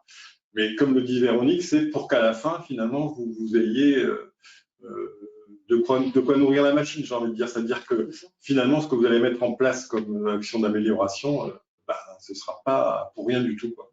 Ce sera vraiment très utile. Voilà, on peut l'espérer. C'est ça. Encore une fois, ce n'est pas une mesure pour faire une mesure. Hein. Ouais. On est bien d'accord. Donc, il vaut mieux en faire peut-être moins, mais aller jusqu'au bout de la démarche. Ouais. Alors, une autre question. Jusqu'à quand peut-on s'inscrire dans cette campagne auprès de vous? Il n'y a pas de date limite. Non. Clairement, encore une fois, la date butoir, c'est celle du 30 juin. Pour la saisie si vous êtes en questionnaire papier, la saisie de vos résultats, et puis si c'est via l'URL, voilà, vous pouvez avoir des professionnels qui répondent jusqu'au 30 juin, peu importe, mais vous ne pourrez pas aller au-delà. Donc, gardez à l'esprit qu'il va falloir communiquer auprès de vos professionnels. Donc, vous gardez bien ce temps pour essayer vraiment d'avoir ce fameux taux minimal de participation de 60%. Donc, pour cela, en amont, vous allez devoir communiquer, expliquer les objectifs de l'enquête, expliquer comment faire, peut-être faire des rappels. Donc, j'ai envie de vous dire, n'attendez pas trop quand même pour vous lancer dans la démarche. Mais potentiellement, vous pouvez vous inscrire jusqu'au bout. Tout à fait. Hein, on est d'accord. Ouais. Alors, nombre minimum de personnes par collectif. Encore une très bonne question. Ouais.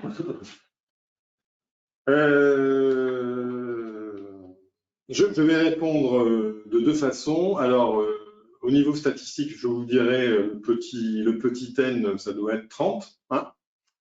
Alors, avoir 30 personnes dans un collectif, ça me paraît quand même alors beaucoup et peu à la fois, mais en tout cas difficile à obtenir. Hein. Ce que nous rendons au niveau des rapports, ce sont des résultats dès lors qu'il y a au moins 5 personnes, 5 professionnels qui ont répondu. Voilà.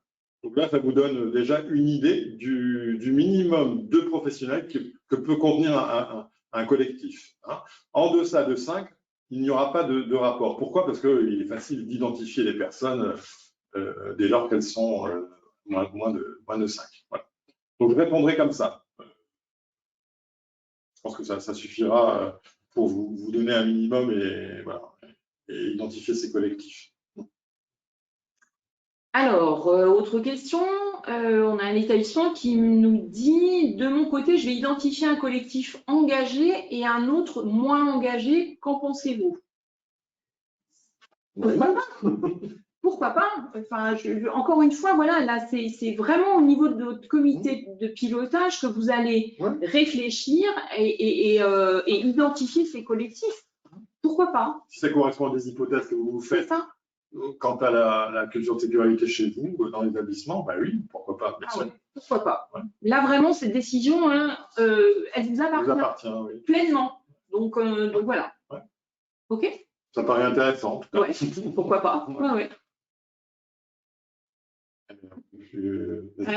Alors, écoute, on va répondre au fur et à mesure. Hein. Vous l'avez peut-être déjà dit, mais est-ce qu'il sera possible de suivre le taux de participation pour pouvoir remobiliser le personnel si besoin? Alors, malheureusement, oui, on a une plateforme. Bon, pour tout vous dire, on n'est pas complètement satisfait, mais auparavant, sur l'ancienne plateforme, il était possible effectivement d'afficher un taux de participation, en tout cas de visualiser tout de suite de façon, il était calculé. Aujourd'hui, c'est plus possible. Ce que vous obtiendrez pour chaque mesure, c'est finalement en cliquant sur un bouton de consultation, vous obtiendrez le nombre finalement de réponses. Et bien, pour le taux de participation, il suffira finalement de faire une division. Qu'est-ce qui se passe? De faire une division entre ce nombre de réponses et puis le dénominateur, ça veut dire le nombre total de professionnels du collectif. Ça, c'est explicité dans le guide de la plateforme. Non, de la plateforme. Voilà. Et puis, bien entendu, nous, on reste complètement à l'écoute. S'il y a quoi que ce soit, vous décrochez votre téléphone, vous m'appelez, vous appelez Véron. Oui, il n'y a pas de problème. Voilà. Bon, mais on va s'améliorer. Alors, lors de la saisie du questionnaire, le professionnel devra-t-il renseigner son collectif ou celui-ci sera-t-il pré-enregistré sur la plateforme? Le professionnel qui répond sur la plateforme répond pour un collectif. C'est-à-dire que finalement, le référent aura fait le boulot parfaitement, hein, je le souhaite en tout cas, puisqu'il aura créé les mesures, les différentes mesures dans lesquelles l'établissement a envie de s'engager. Ça veut dire finalement une mesure pour chaque collectif qui va s'engager. Et à partir de ces mesures, de chacune de ces mesures, le référent, alors ça tombe bien parce que ça me fait répondre à la question que s'est posée tout à l'heure, hein, de l'URL et du QR code, dans chaque mesure, ça aussi c'est dans le guide de la plateforme, dans chaque mesure, le référent va créer, en cliquant sur un bouton, l'URL de la mesure et aussi le QR code de la mesure. Et bien, qu'est-ce qu'il va faire ensuite? Eh bien, c'est distribuer finalement aux professionnels du collectif concerné par cette mesure l'URL correspondant et le QR code correspondant. Donc, ça répond à la question de tout à l'heure. Du coup, le QR code, vous pourrez l'importer, le copier-coller sur la fiche que vous pourrez afficher dans les services pour les collectifs. Si vous avez qu'une entité. Oui. Parce que je n'imagine pas une affiche avec 3 QR codes parce que vous avez 3 collectifs de travail. De toute façon, les affiches, après, vous pourrez vous les approprier, les personnaliser et aller les mettre dans les collectifs identifiés. Ouais. Alors, qu'est-ce qu'on aurait d'autre? Est-ce que le questionnaire s'adresse seulement au secteur sanitaire? Alors oui. Oui, uniquement pour le sanitaire. Hein. Là, on est vraiment sur les établissements de santé sur cette campagne. Sur le médico-social, la campagne a eu lieu l'année dernière. Ouais. Et pour l'instant, voilà. Si vous êtes adhérent du CK et que vous souhaitez faire une mesure culture de sécurité EHPAD, par exemple, vous pouvez nous en faire la demande, il n'y a pas de souci, on peut vous mettre l'outil en ligne. Voilà. Ok. Écoute, oui, on va avancer. Je pense qu'il y en aura sûrement d'autres. Non, on est déjà sur le rapport de résultat. Eh ben, oui, on arrive sur le rapport. Eh bien, le rapport de résultat, on l'a dit un peu déjà, une fois que le recueil est terminé, mais dès lors, j'ai envie de dire que les données ont toutes été saisies et que tout, a priori, pour chaque collectif, chaque établissement, les professionnels ont répondu, eh bien, on peut aller sur la plateforme dans la mesure correspondante et créer, en cliquant sur un bouton, générer son rapport de résultat pour le périmètre considéré, comme c'est précisé là. Alors, il y a une description, ce qu'on appelle une description des réponses. Alors, description finalement de l'échantillon et des répondants, période de recueil, participation, le profil de ces répondants et aussi bien sûr la complétude des réponses.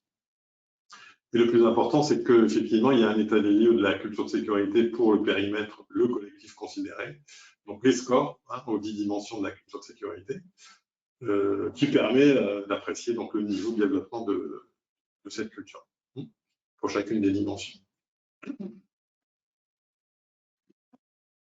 Ces 10 dimensions sont rassemblées ensuite dans un graphe, un diagramme en radar.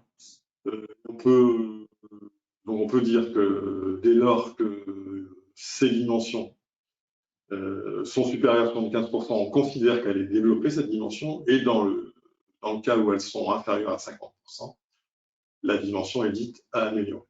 Voilà. Tout ça est rassemblé et lisible finalement sur des choses comme le diagramme en barre, le radar. Bon, là, vous avez un radar qui n'est pas tout à fait que vous aurez sur le rapport, mais bon, c'était pour bien montrer la mise en graphe de ces dimensions.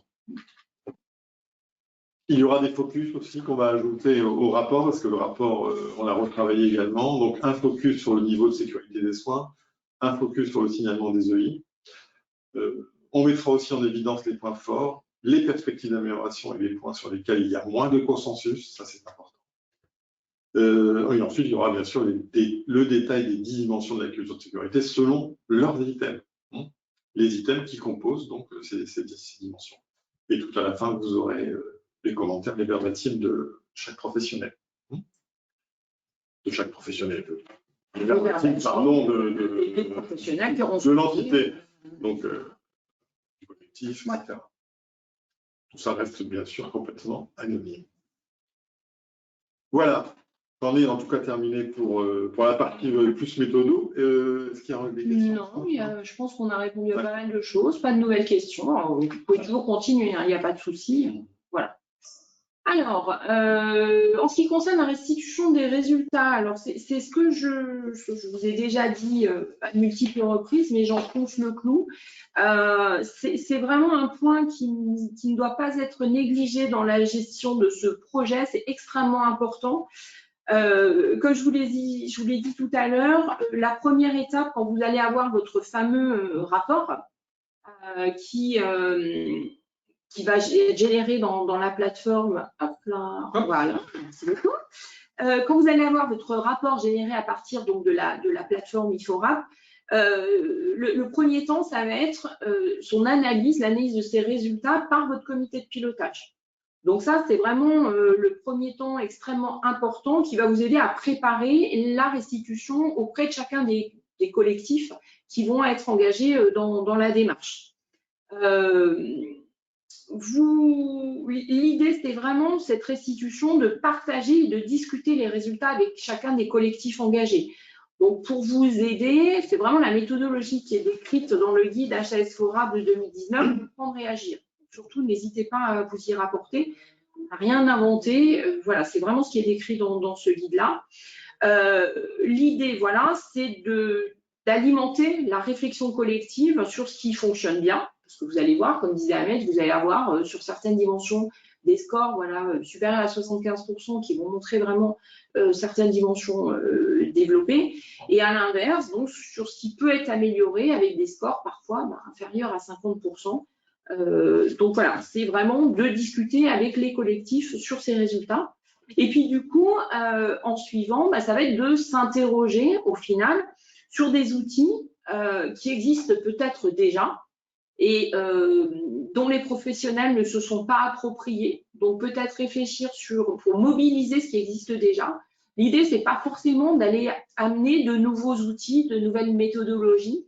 Déjà, posons-nous la question, qu'est-ce qui existe et qu'est-ce qu'on peut mobiliser à nouveau, mieux, voilà, pour s'améliorer, et de réfléchir ensemble, voilà, identifier ces outils, ces concepts qu'on pourrait mieux utiliser et donc sécuriser les prises en charge. Donc, voilà, on est vraiment sur de la co-construction.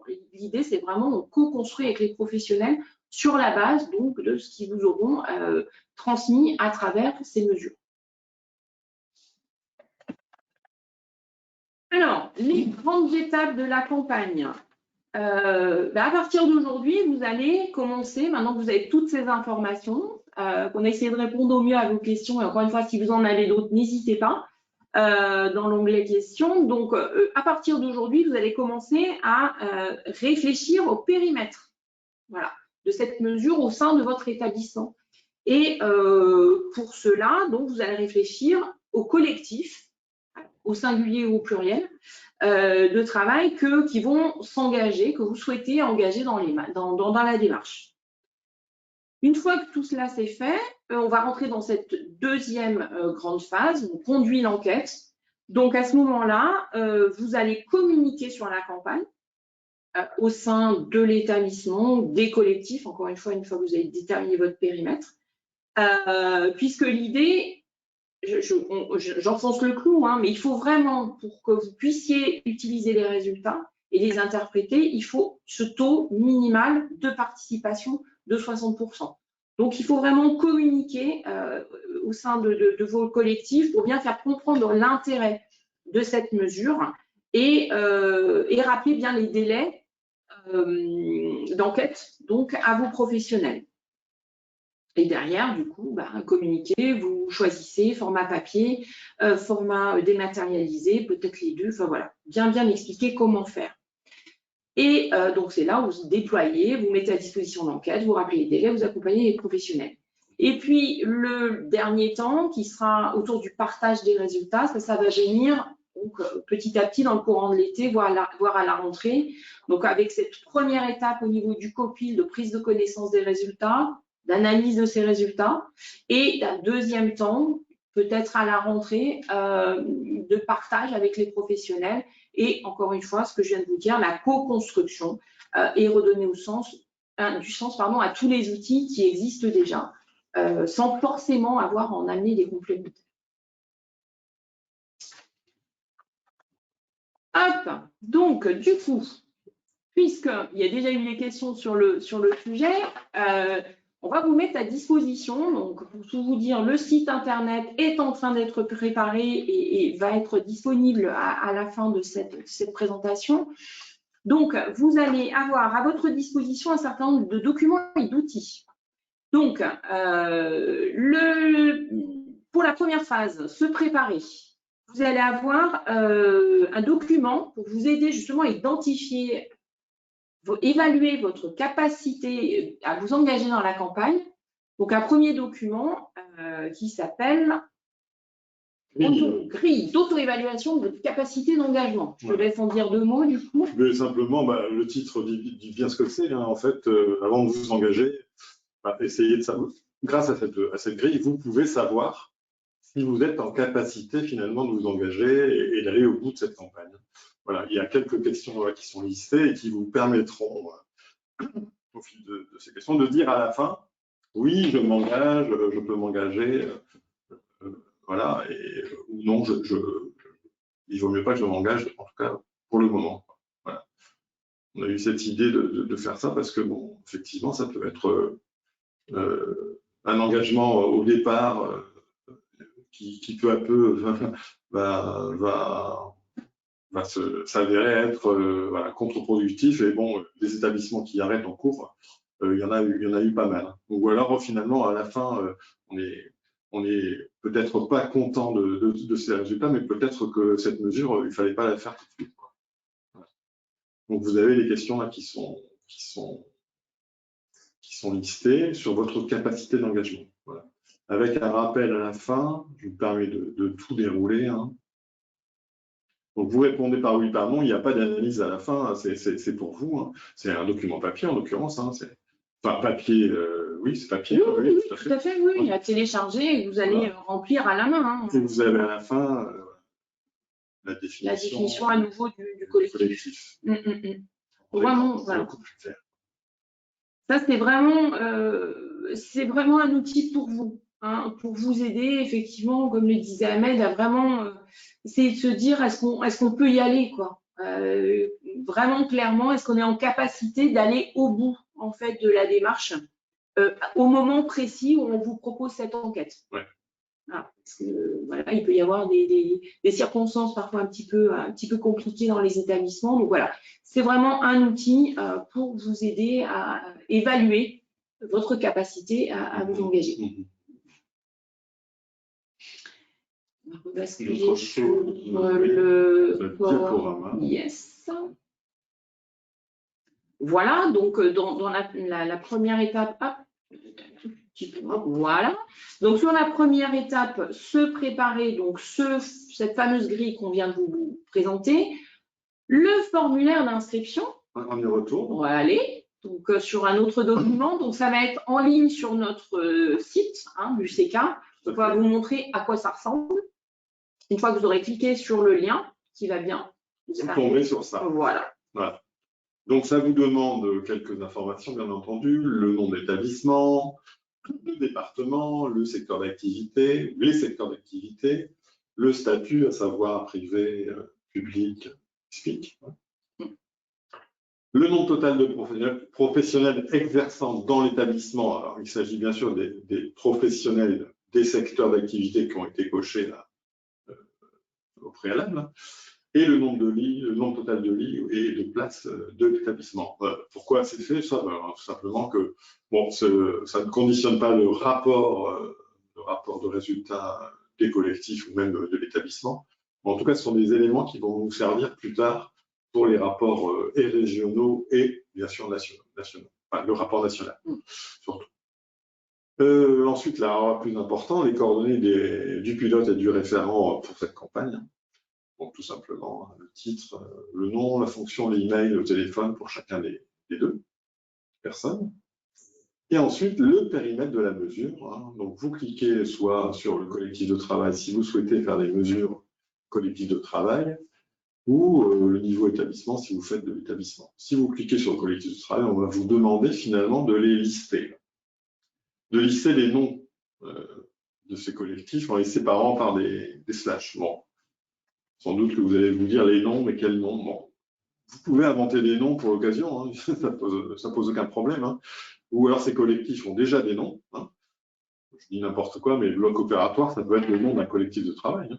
Pourquoi pas? Ou médecine W, je dis encore une fois. Mais voilà, si ces noms n'existent pas, inventez-les, il n'y a pas de souci. Ça peut être collectif de travail A ou B et C, si vous êtes en mesure finalement de les repérer par la suite. Voilà.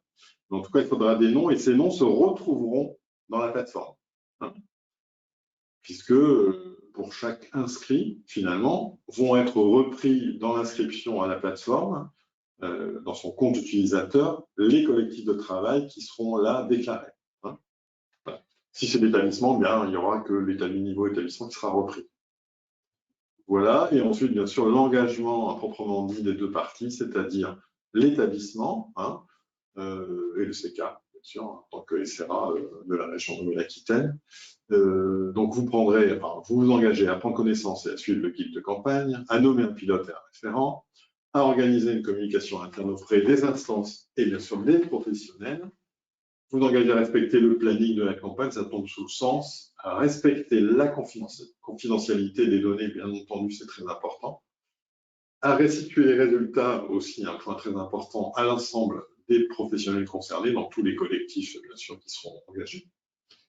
Et vous autorisez, bien sûr, l'utilisation de ces données, qui seront de toute façon anonymisées, hein, à des fins d'enseignement nationaux et internationaux. Ça veut dire que finalement, ces données peuvent être reprises dans le cadre d'un rapport national, par exemple, mais aussi dans le cadre d'autres rapports, puisque ces données seront confiées à l'HAS et puis aussi à l'OCDE. Donc voilà. Vous cochez l'ensemble de ces cases et nous, de notre côté, nous nous engageons, bien sûr, hein, à mettre à disposition tous les participants, tous les éléments qui sont nécessaires hein, pour mettre en œuvre cette campagne. On s'engage à vous aider à réaliser cette mesure. Hein. Et puis, bien sûr, comme je le disais tout à l'heure, vous pouvez nous téléphoner, on répondra. On va traiter et analyser les données dans le respect de la confidentialité et de la sécurité, bien entendu, des données. On fournira à chaque participant un rapport de résultats. Bon, ça, c'est au travers de la plateforme, bien entendu, hein, mais bien sûr des rapports éventuellement consolidés s'il y a demande. On s'engage à produire, à diffuser à tous les participants un rapport de résultats régional. Ça, c'est automatique. Et on organisera sans doute, hein, certainement, une réunion de clôture comme on le fait à chaque fois, pour parler de ces résultats régionaux, justement. Voilà. Et bien sûr, on transmettra les données régionales anonymisées dans le cadre de la réalisation du rapport national de campagne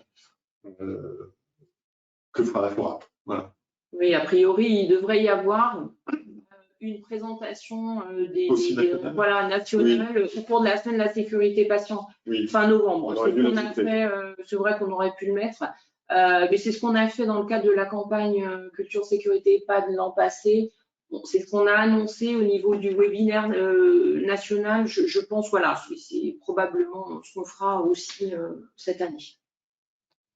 Alors, question, peut-on modifier le nombre total de professionnels exerçant dans l'établissement en cours d'enquête?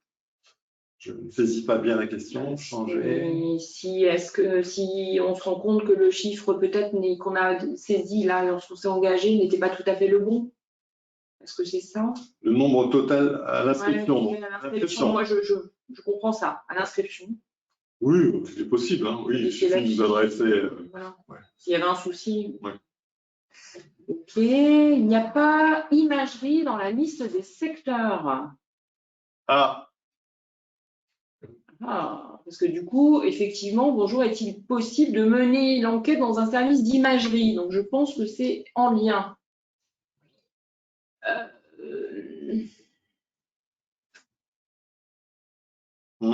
C'est une colle. C'est une bonne question, on va noter ça. Effectivement. Parce que de base, a priori, pourquoi pas? Je vais dire, je n'en sais rien. Ouais, non, mais c'est une bonne question, on va la faire remonter au groupe. Ouais. On pose la question, on vous répond le plus rapidement possible. Ouais, ok. Alors ensuite, pourquoi le service urgence UHTCD ne sont pas identifiés? C'est vrai ça. Pourquoi il n'y a pas les urgences? On aurait pu les identifier à part aussi. Eh bien, allez, hop, et de deux. Merci pour vos questions, ultra pertinentes.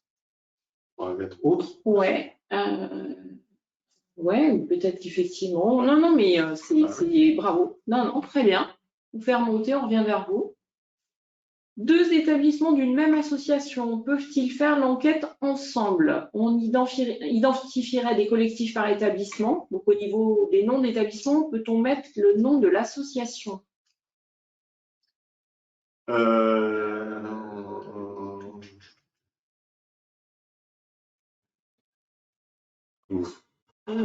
envie de dire oui. Ce que je réfléchis là, à savoir si un collectif, pour qu'il y ait collectif de travail, évidemment, ben, c'est un collectif d'un établissement. Oui, ça, effectivement. On identifierait des collectifs par établissement.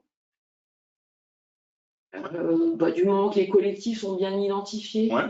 Tout à fait. Si les collectifs sont bien identifiés, vous récupérez des rapports selon les collectifs. À vous, finalement, d'en faire l'emploi qui va bien, quoi. C'est vraiment à vous, après, d'avoir la grande vigilance à bien identifier vos collectifs. Quoi. Alors, on ne saisit pas le nombre de professionnels par collectif. Non, pas à ce niveau-là. Vous ne saisissez pas le nombre de professionnels par collectif parce que tout simplement, ce serait vous le demandez deux fois. Donc, on vous le demande finalement dans la plateforme. Voilà. Dans la plateforme, le référent aura à aller dans chaque mesure, cliquer sur le bouton périmètre. C'est expliqué dans le guide de la plateforme. Et il pourra saisir le nombre de professionnels pour le collectif selon les profils professionnels de ces professionnels, en l'occurrence. Voilà. Alors ensuite, on a, pour éviter de fausser le taux de retour, et je pense que ça va avec la phrase d'après, arrêt maladie, fin de période d'essai, etc. Ça serait d'enlever les professionnels, de ne pas comptabiliser dans l'effectif total les professionnels qui sont en arrêt maladie ou en fin de période d'essai et tout ça. C'est une... bon. C'est une appréciation, encore une fois, ça permet de dire quelque chose effectivement de l'établissement, ce nombre total de professionnels. Mais en aucun cas, ça va être des choses qui vont rentrer dans des calculs fumeux statistiques. Hein. Voilà. Si c'est situé entre 100 et 200, c'est pas comme si c'était 500 ou 600, quoi. Voilà. Je sais pas si je suis clair. Je veux dire que je sais pas si ce détail a beaucoup d'importance finalement. Hein, de vous embêter à aller chercher. Parce que, ouais, après, faut essayer d'être simple. Alors, est-ce qu'on disposera, comme ce qui est fait pour les IQSS, une situation de l'établissement par rapport à la moyenne régionale nationale? Vous aurez un rapport national, Oui. de toute façon. Donc, vous pourrez, en quelque sorte, situer, bien entendu, les résultats que vous aurez obtenus en amont dans les collectifs. Voilà ce que je peux dire. Oui. Pas sur les mêmes graphiques, mais effectivement, il va y avoir des communications autour des résultats nationaux, des résultats régionaux, des résultats nationaux.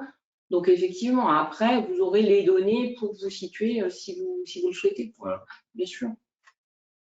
Alors, comme on a eu les urgences et la radiologie, et de radiothérapie. Non, mais c'est top, parce que ça va nous permettre peut-être voilà, soit de mettre une case haute, soit de rajouter des cases. Enfin, voilà. Donc, parfait, on en prend note. Merci beaucoup, encore une fois. Comment peut-on identifier un établissement de dialyse?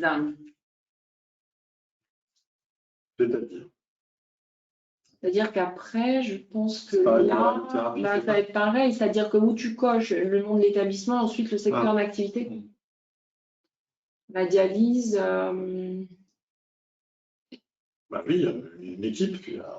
Oui, non, mais c'est après qu'est-ce que tu coches comme secteur d'activité. Ah, pardon. Enfin, moi, je pense que j'ai interprété. On l'ajoute, et puis voilà. Enfin, on va tout faire remonter. Hein. On l'ajoute ou bien on met autre. Oui, voilà, c'est ça. Parce que sinon, on n'a pas fini. Quoi. Et oui, non, mais voilà. Effectivement, voilà, c'était bien ça. C'était au niveau des secteurs d'activité. D'accord. Ok. Doit-on inclure les médecins libéraux dans le nombre des professionnels de l'établissement? On l'a évoqué tout à l'heure, hein, effectivement.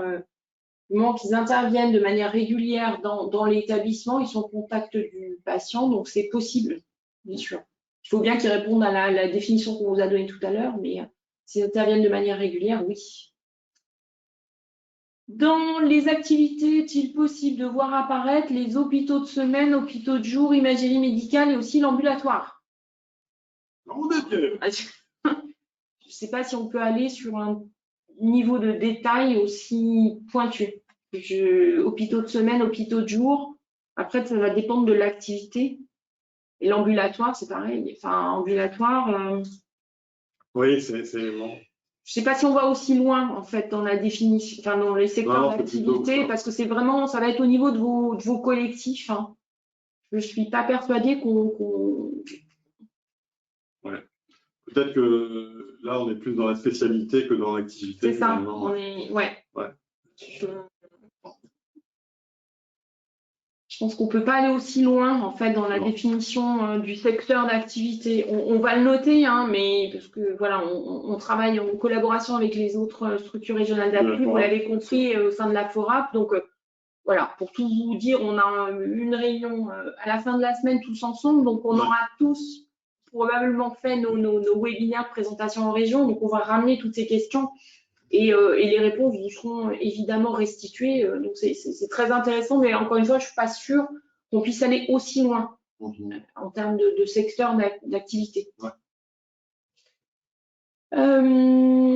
Alors, s'il est possible de faire en EHPAD, est-ce un questionnaire différent où il faut faire… Non, alors non, on ne fait pas en EHPAD. On est bien d'accord que sur ce questionnaire-là, sur cette mesure-là, aujourd'hui, on n'est qu'en sanitaire. Hein, on le répète haut et fort. En revanche, l'année dernière, il y a eu une campagne faite au niveau des EHPAD. Donc, il y a un questionnaire spécifique qui est fait pour les EHPAD. Donc, si vous souhaitez faire une mesure en EHPAD, contactez-nous en direct et on verra comment on peut vous mettre à disposition le questionnaire. Si vous êtes adhérent ou encore une fois, si vous n'êtes pas adhérent, on verra ce qu'on peut faire. Mais vraiment, encore une fois, faites au effort, cette mesure ne s'adresse qu'aux établissements sanitaires.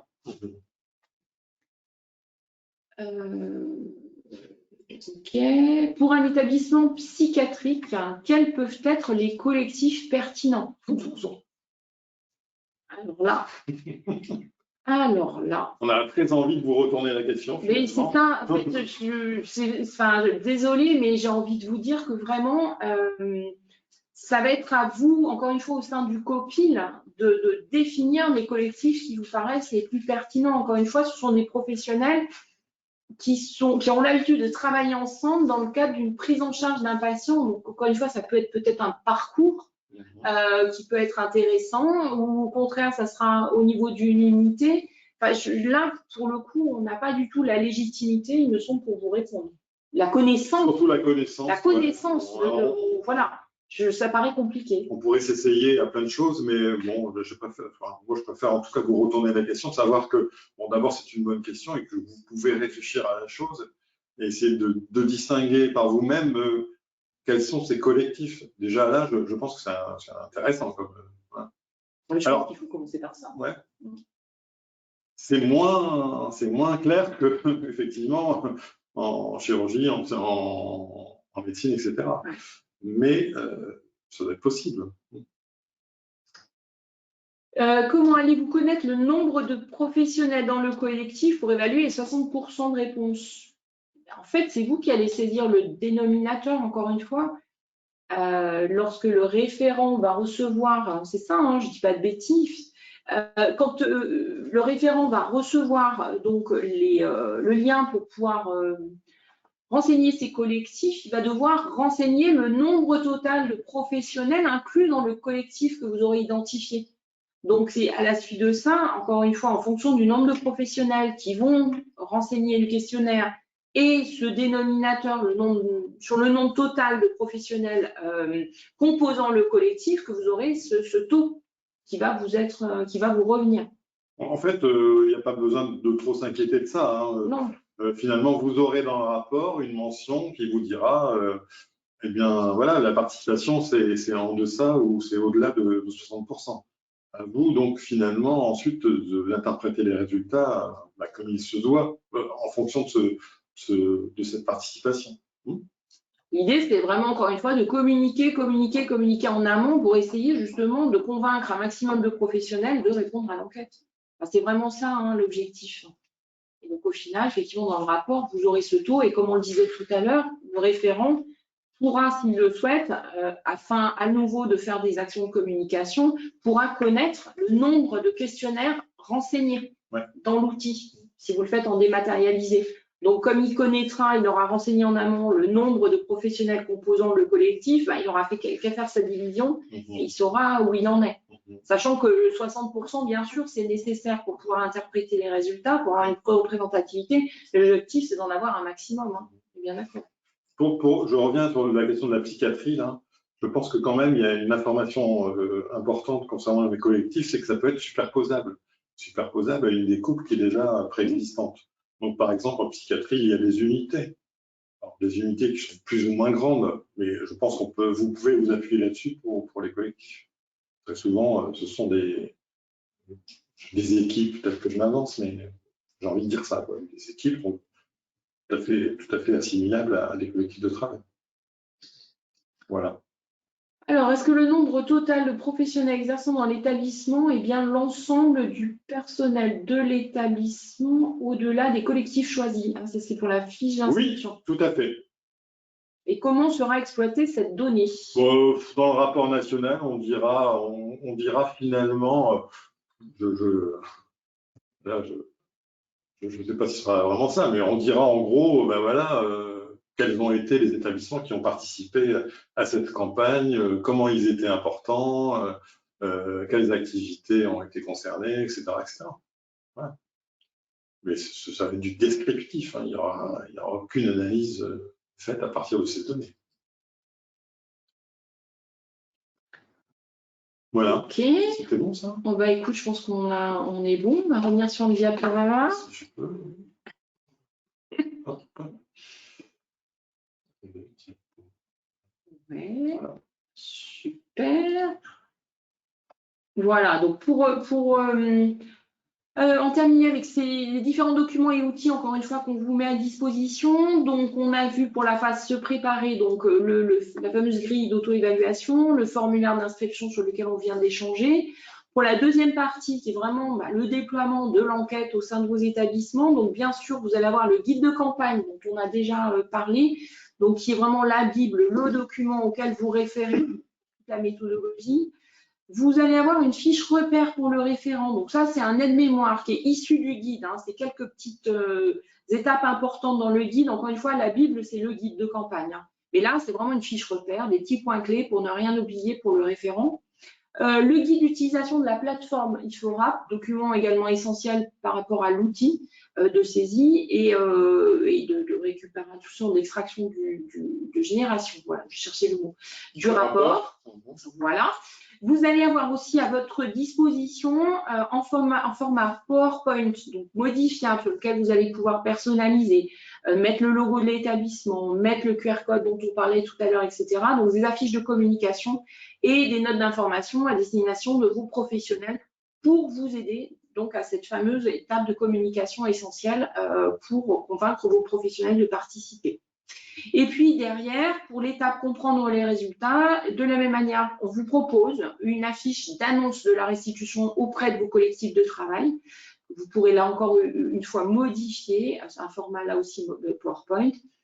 Et dans les semaines à venir, vous aurez à votre disposition un modèle de diaporama de restitution des résultats pour vous aider à la mise en forme de ceux-ci. Et puis, bien sûr, vous avez le guide de la Haute Autorité de Santé et de la FORAP, Comprendre et Agir. Donc là aussi, qui peut être d'une aide certaine pour vous aider à l'appropriation des résultats et à leur restitution, encore une fois, au collectif.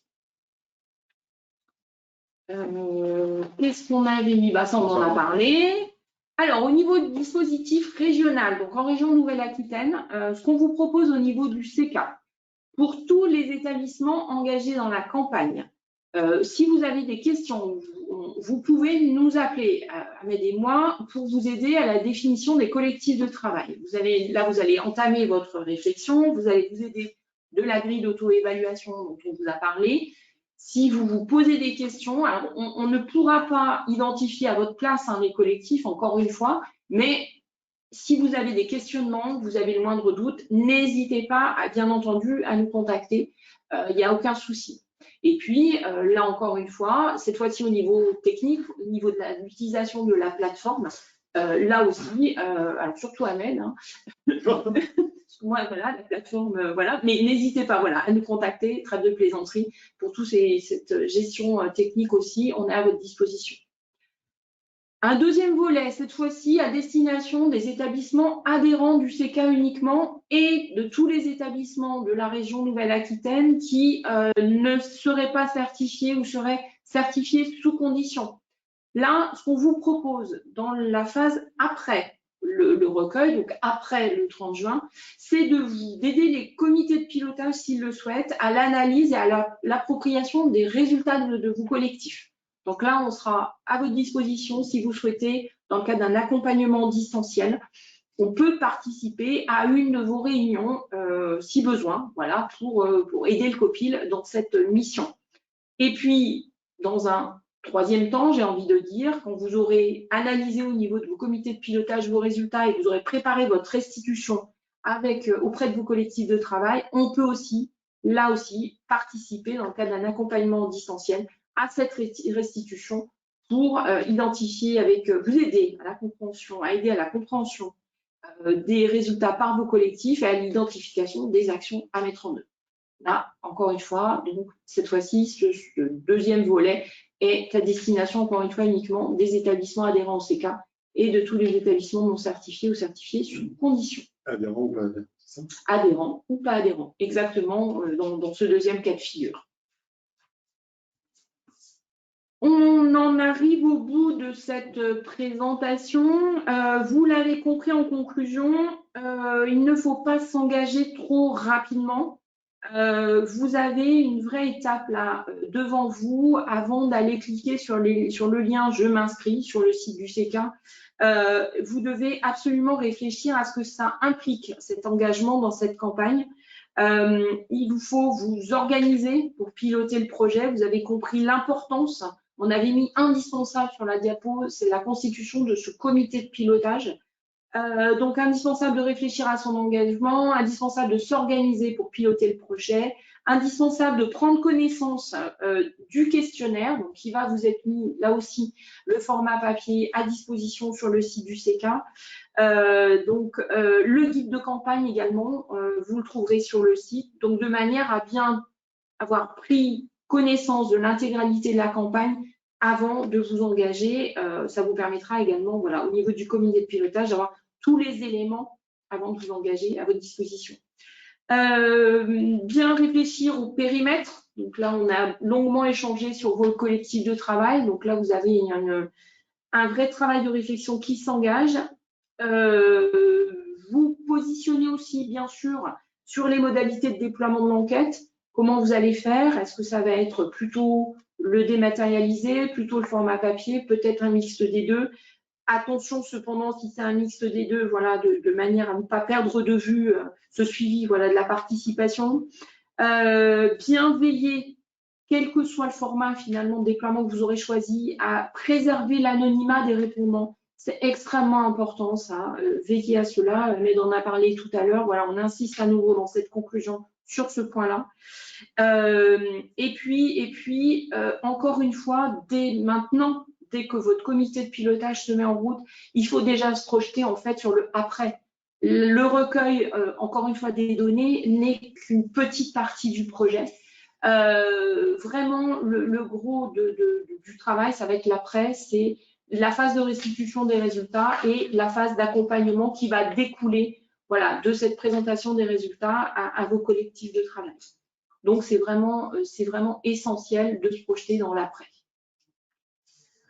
Voilà, je pense que sur la dernière diapo, il doit y avoir nos noms, nos mails, nos téléphones. Alors, existe-t-il un diaporama de présentation de la campagne? Eh bien, vous allez avoir ce diaporama-là à votre disposition que vous pourrez télécharger donc sur notre site. Mais est-ce que c'est ça que vous attendez? Est-ce que vous vouliez quelque chose? C'est-à-dire que nous, avant les campagnes précédentes, c'est vrai qu'on fournissait toujours un diaporama personnalisable pour que l'établissement puisse effectivement aller présenter, s'en servir pour cette présentation. Donc ça voudrait dire celui-là, mais un peu modifié, un peu avec des possibilités finalement de modification, de personnalisation. Ouais. Pour l'instant, c'est pas prévu. Non, pour l'instant, c'est pas prévu. Pareil, on peut faire remonter la demande, mais au final, vous allez avoir un timing là qui est quand même assez serré. On est déjà le 4 avril. La phase de recueil commence le 1er mai. Mais est-ce que celui-là, ce diaporama-là suffirait? Parce que là, vous pouvez utiliser celui-ci peut-être en sélectionnant les diapos qui vous paraissent pertinentes. Vous avez beaucoup d'informations entre le diaporama de lancement national et celui-ci. Je pense que vous avez déjà beaucoup d'infos. En tout cas, il n'était pas prévu, à ma connaissance, de diaporama personnalisable, de présentation personnalisable pour cette campagne. Donc voilà, celui-ci, en tout cas, il sera à votre disposition sur le site. Là, comme le replay, d'ici la fin d'après-midi, vous aurez tout à votre disposition. Et donc, tous les documents qu'on vous a présentés, donc soit guide de campagne, grille d'auto-évaluation, capacité d'engagement, le lien pour vous inscrire, les affiches dont on vous a parlé, tout va être sur notre site. Si ce n'est pas déjà le cas à dispo, ça va l'être dans les minutes ou les heures qui viennent. En tout cas, d'ici la fin de la journée, vous aurez tout à votre disposition. Qu'est-ce qu'on aurait pu oublier? Je pense qu'on a fait voilà, un bon tour. Il y avait eu quelques questions sur le lien quand vous êtes inscrit. Certains avaient posé des questions. Donc, il y avait une question pas encore inscrite. Je souhaiterais savoir si c'est toujours possible d'inscrire dans l'établissement. En fait, oui. En fait, pour l'instant, on vous avait pas mis le lien, on attendait, voilà, on attendait, c'est bon, on attendait de faire ce webinaire, de vous donner les informations qui vont bien avant de vous mettre à disposition à la fois les outils et le lien d'inscription. Donc voilà, donc à partir de tout à l'heure, vous allez pouvoir vous inscrire, mais encore une fois, vous l'avez bien compris, vraiment, on insiste lourdement, mais vous avez toute cette phase de réflexion en amont avant de vous lancer dans l'inscription. Donc c'est important. Ensuite, comment favoriser l'appropriation de la culture de sécurité des soins au niveau du terrain? Eh bien, comment vous dire? On est pile dans le sujet. Donc, c'est-à-dire que clairement, vous allez pouvoir, encore une fois, utiliser les résultats de cette mesure auprès des collectifs engagés, justement, pour échanger avec eux et travailler avec les outils qui vont bien pour les accompagner à l'appropriation de cette culture de sécurité des soins. Et puis, il y avait une dernière question à laquelle on a répondu. La mesure s'appuie-t-elle sur un outil numérique? Et si oui, les modalités d'obtention et d'accès. Voilà, c'est tout ce qu'Ahmed vous a expliqué là dans cette présentation. Je pense que voilà, on a pu aborder tous les points que vous aviez listés en amont. On a essayé de répondre au fur et à mesure, je pense, à vos questions que vous avez formulées dans l'onglet questions. Je pense qu'on a tout balayé. Est-ce que certains d'entre vous ont encore des questions? Pour l'instant, on ne voit plus rien arriver, donc.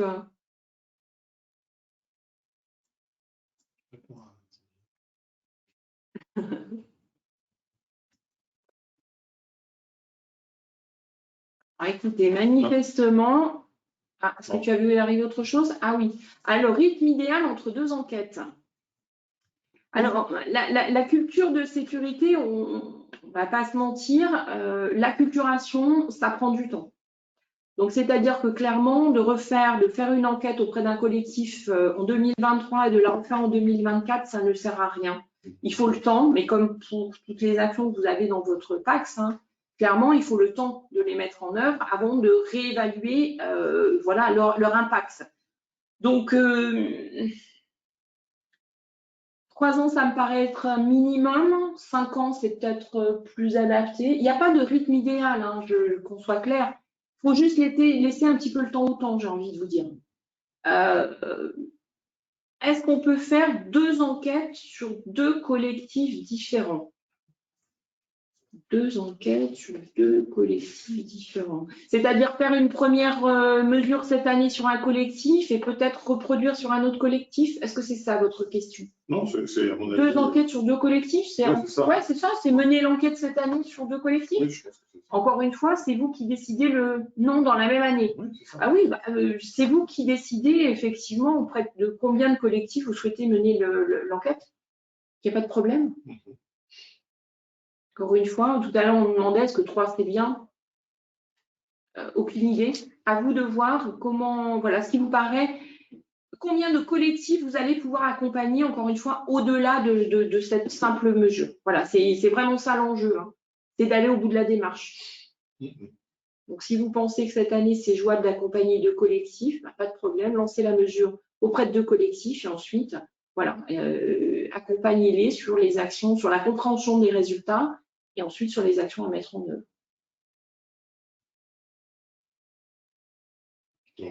D'autres questions?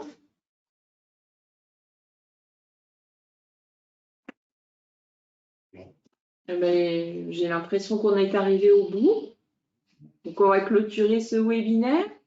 Merci beaucoup d'avoir suivi nombreux ce webinaire, d'avoir participé également nombreux au travers de vos questions, avec un certain nombre effectivement peut-être de questionnements là qu'on va faire remonter et on ne manquera pas de vous apporter évidemment les réponses à ces points de questionnement. On vous souhaite une bonne journée et à très bientôt et surtout n'hésitez pas encore une fois à nous solliciter si vous avez des questions, on est à votre disposition. Merci beaucoup, bonne journée. Merci et bonne journée. Au revoir. Au revoir.